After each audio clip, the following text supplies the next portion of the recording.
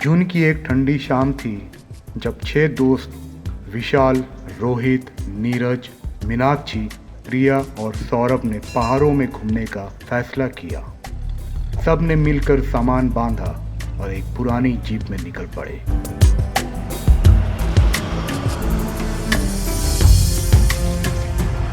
पहाड़ों की खूबसूरत वादियों में घूमते हुए सभी ने खूब मजा किया। चारों ओर हरियाली और ठंडी हवा ने सबका मन मोह लिया।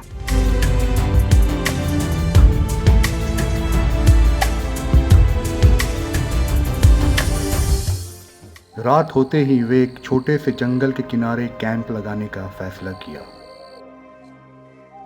सब ने मिलकर आग जलाई और खाना पकाने लगे।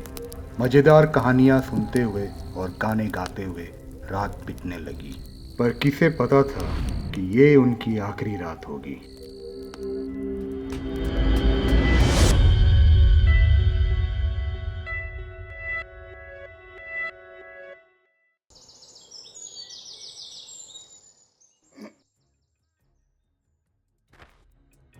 सुबह होते ही नीरज की चीखों से सबकी नींद खुल गई।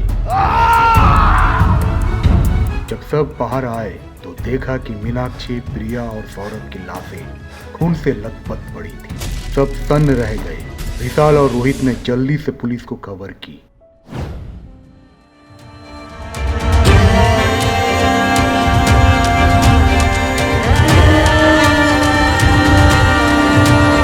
जल्द ही पुलिस और एक जाने माने डिटेक्टिव विजय कुमार मौके पर पहुंचे।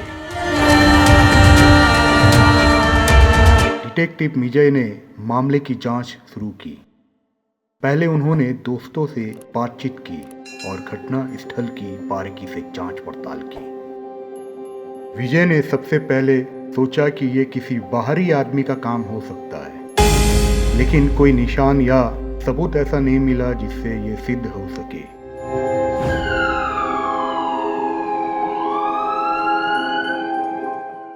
एक शराबी विजय के पास से गुजर रहा था जहां हत्या हुई थी।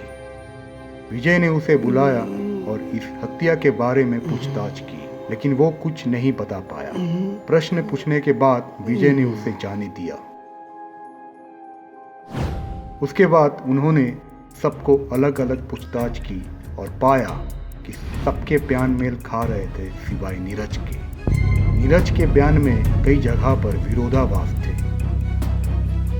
विजय ने नीरज पर गहराई से नजर डाली और पाया कि नीरज के कपड़ों पर खून के छींटे थे जो उसके बताए घटनाक्रम से मेल नहीं खाते थे। जब विजय ने नीरज से सख्ती से पूछताछ की तो सच्चाई सामने आई। नीरज ने कहा नीरज को मीनाक्षी से प्यार था, लेकिन मीनाक्षी ने उसकी भावनाओं को ठुकरा दिया था। इस अस्वीकृति से नीरज का दिल टूट गया और उसने गुस्से और प्रतिशोध में अंधे होकर इस हत्या की योजना बनाई। सबसे पहले सब दोस्तों को इस जंगल में घूमने के लिए मंजूर किया। नीरज पहले मीनाक्षी को मारा और जब प्रिया और सौरभ ने उसे ऐसा करते देखा तो उसने उन्हें भी मार डाला ताकि कोई गवाह ना बचे। उसके बाद विजय ने नीरज को गिरफ्तार करवा दिया, लेकिन विजय को अभी भी कुछ स्पष्ट नहीं लग रहा था कि केस खत्म हो चुका है। सभी लोग घटना स्थल से चले जाते हैं। विजय भी अपनी कार की ओर जाने ही वाला था कि ठीक तभी उसे नीचे एक कागज मिलता है जिस पर खून के छींटे थे। विजय ने उस कागज को उठाया और देखा। कागज पर लिखा था, सच्चाई की तलाश में जाओ, ये नीरज नहीं है। विजय ने उस कागज को गहराई से जांचा और पाया कि मीनाक्षी ने अपनी आखिरी सांसों में ये संदेश लिखी होगी। ये देखकर विजय को भ्रम हो गया। अगर हत्यारा नीरज नहीं तो हत्यारा कौन है? इसका जवाब नीरज ही दे सकता है। विजय इस केस की जांच फिर से करने लगता है। सबसे पहले विजय थाना जाता है और नीरज से पूछताछ करता है। शुरुआत में नीरज कुछ नहीं बोलता है। बाद में विजय के जोर शोर से डांटने के बाद नीरज बोलता है, रोहित ने ही इन हत्या को अंजाम दिया था। रोहित को मीनाक्षी से बहुत प्यार था, लेकिन मीनाक्षी ने रोहित की भावनाओं को ठुकरा दिया था। इस अस्वीकृति से रोहित का दिल टूट गया और जब उसे पता चला कि मीनाक्षी किसी और से प्यार करती है तो उसने जलन और गुस्से में आकर ये योजना बनाई। उसने पहले मीनाक्षी को मारा और फिर प्रिया और सौरभ को भी मार डाला ताकि कोई गवाह ना रहे।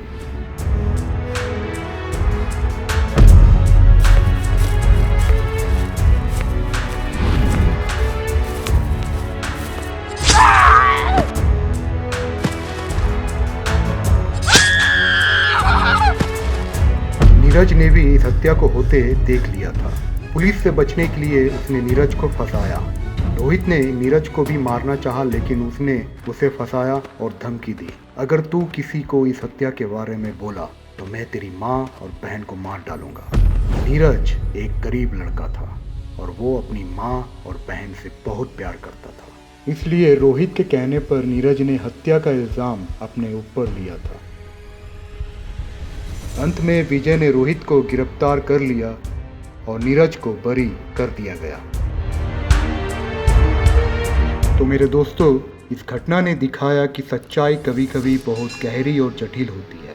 विजय की कुशाग्र बुद्धि और सूझबूझ ने इस मामले को सुलझाया और असली अपराधी को पकड़वाया। विशाल और नीरज ने इस घटना के बाद जीवन को एक नई दिशा देने का फैसला किया और दोस्ती की अहमियत को भी गहराई से समझा। साथ ही सही दोस्त बनाए जो आपके साथ खड़े रहे।